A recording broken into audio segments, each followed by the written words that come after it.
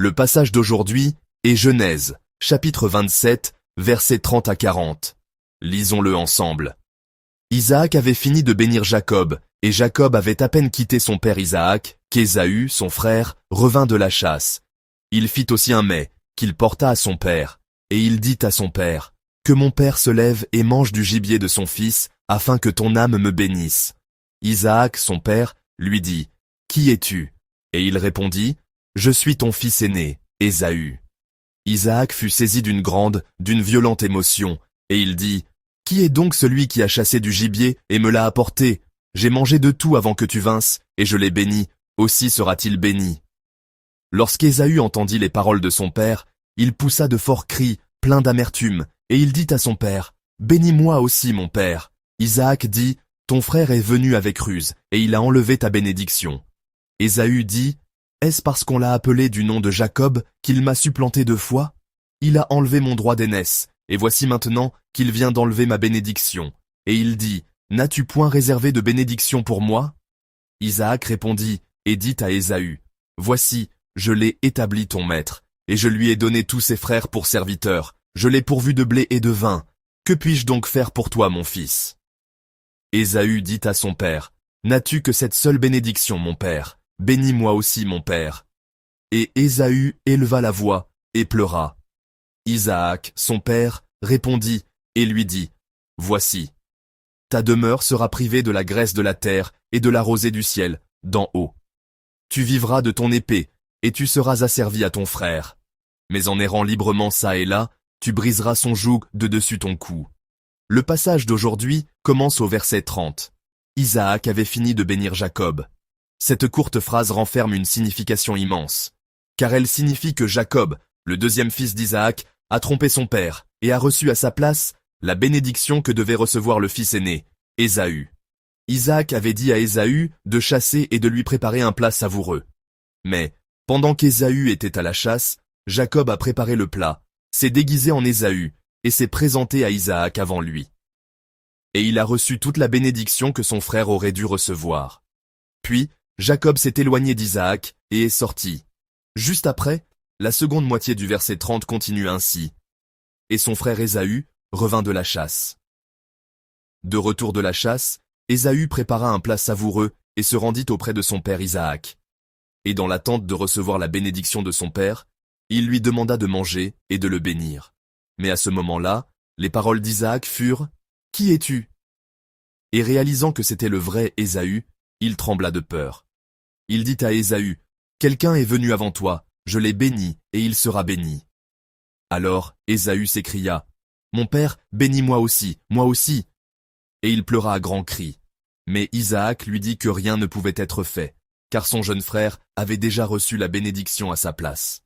Alors Ésaü, une fois de plus, dit, « Mon père, bénis-moi aussi, moi aussi. » Et il éleva la voix et pleura. La situation d'Ésaü dans le passage d'aujourd'hui est très poignante. Mais l'affaire était déjà conclue, et, comme c'était un domaine où l'homme ne pouvait intervenir, pleurer amèrement ne servait plus à rien. Dans le chapitre 25 de la Genèse, Ésaü a montré la folie de vendre son droit d'aînesse pour un plat de potage, une impiété qui méprisait le droit d'aînesse que Dieu lui avait accordé. Bien qu'il soit né le premier, il n'a pas pu jouir de la bénédiction qu'il aurait pu recevoir en tant que tel. Bien qu'il ait appelé son père en pleurant et en disant « Bénis-moi », son père ne pouvait presque rien faire. Autrefois, en méditant sur ce passage, je me suis posé une question. Cette question était « Quelle est la raison pour laquelle Ésaü n'a pas reçu la bénédiction du premier-né » J'ai réfléchi pour savoir si c'était à cause de la volonté de Dieu, de la parole qu'il avait dite lorsque les jumeaux étaient dans le sein, « Le plus grand servira le plus petit », ou si c'était à cause de l'impiété d'Ésaü qui avait méprisé son droit d'aînesse et l'avait vendu pour un plat de lentilles. J'ai réfléchi à laquelle de ces 2 raisons avait empêché Ésaü de recevoir la bénédiction. Mais comme Dieu avait déjà choisi Jacob plutôt qu'Ésaü, et que la vie d'Ésaü était marquée par la folie de la vente de son droit d'aînesse, il semblait tout à fait naturel qu'il n'ait pas reçu la bénédiction pour ces 2 raisons. Mais j'aimerais vous poser une question, bien-aimés frères et sœurs. Et si Ésaü avait ardemment désiré la bénédiction du premier-né et avait mené une vie très pieuse? J'aimerais que vous vous posiez la question de savoir si Ésaü aurait pu jouir de la bénédiction du premier-né, s'il avait aimé Dieu plus que Jacob, et s'il avait vraiment mené une vie plus pieuse que Jacob, alors nous nous sentirions un peu plus mal à l'aise en parlant de la raison pour laquelle Ésaü n'a pas reçu la bénédiction. Mais il y a une chose qui est claire, c'est que pour que la volonté de Dieu s'accomplisse, il y a le domaine de Dieu et le domaine de l'homme. Dieu a une volonté déterminée pour l'homme, une volonté qui ne peut que s'accomplir. C'est le domaine de Dieu. C'est pourquoi Jacob devait recevoir la bénédiction du premier-né. D'un autre côté, l'homme a un devoir à accomplir dans le cadre de la volonté déterminée de Dieu. C'est le domaine de l'homme. Par conséquent, Ésaü aurait dû s'efforcer de mener une vie pieuse. L'homme ne peut rien contre la volonté de Dieu. C'est le domaine propre à Dieu, et l'homme ne peut pas non plus connaître pleinement et entièrement quelle est la volonté de Dieu. C'est pourquoi l'homme, sans savoir quelle est la volonté de Dieu au sein de son plan déterminé, doit vivre le plus pieusement possible, en espérant qu'elle s'accomplisse pleinement. En méditant sur le passage d'aujourd'hui, j'ai pensé au roi Saül. Le roi Saül est le premier roi d'Israël. Il était de la tribu de Benjamin.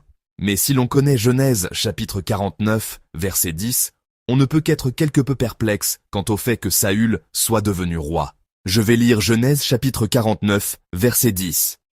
Le sceptre ne s'éloignera pas de Juda, ni le bâton de commandement d'entre ses pieds, jusqu'à ce que vienne le Silon et que les peuples lui obéissent. Le chapitre 49 de la Genèse contient les dernières paroles de Jacob à ses 12 fils. Dieu, par le testament de Jacob, a annoncé que le roi viendrait de la tribu de Juda. Or, Saül, le premier roi d'Israël, n'était pas de la tribu de Juda, mais de la tribu de Benjamin. Alors pourquoi Saül est-il devenu roi? La prophétie était-elle erronée? On pourrait le penser, mais ce n'est pas le cas. C'est le domaine de Dieu. L'homme ne peut pas connaître toute la volonté de Dieu. Cependant, cette promesse de Dieu, cette parole de Dieu, selon laquelle il établirait la royauté par la tribu de Juda, s'est accomplie par le roi David. David était le deuxième roi d'Israël, et il était de la tribu de Juda. Alors, nous pourrions penser ainsi, dans ce cas, qu'en est-il de la royauté de Saül? Pourquoi Saül est-il devenu roi?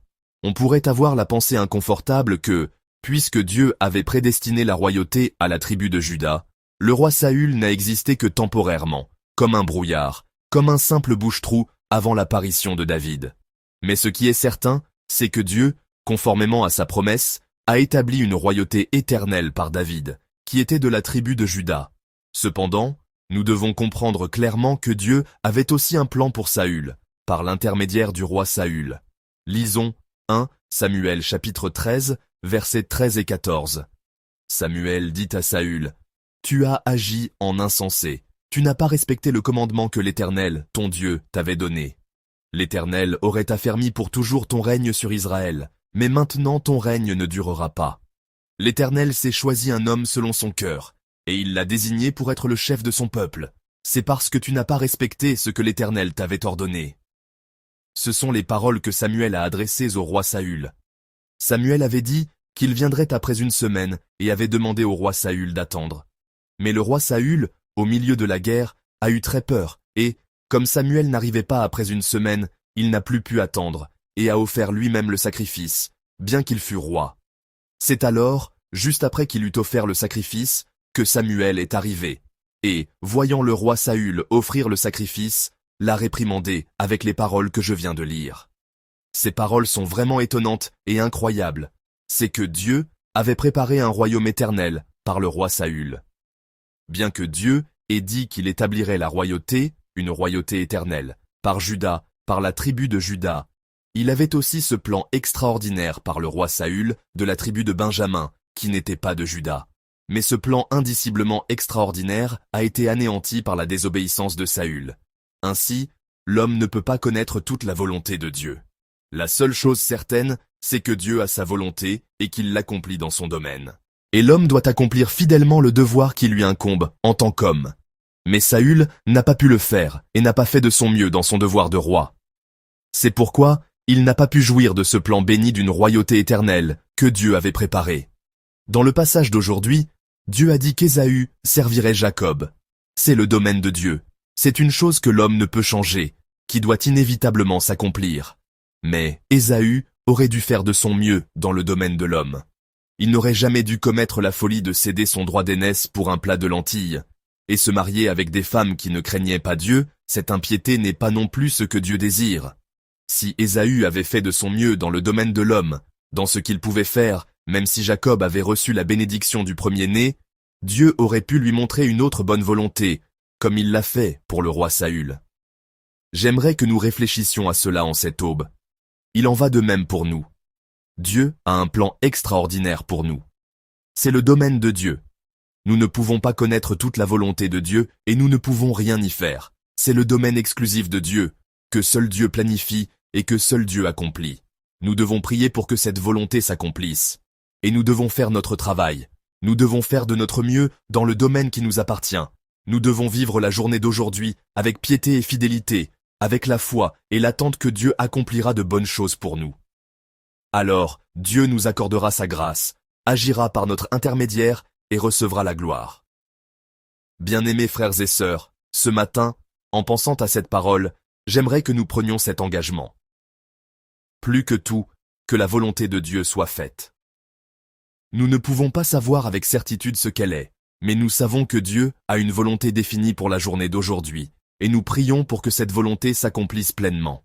Comme dans la première partie du Notre Père, en souhaitant que le nom du Père qui est aux cieux soit sanctifié, en priant pour que son règne vienne, et en priant pour que, comme sa volonté est faite au ciel, elle soit aussi faite sur cette terre.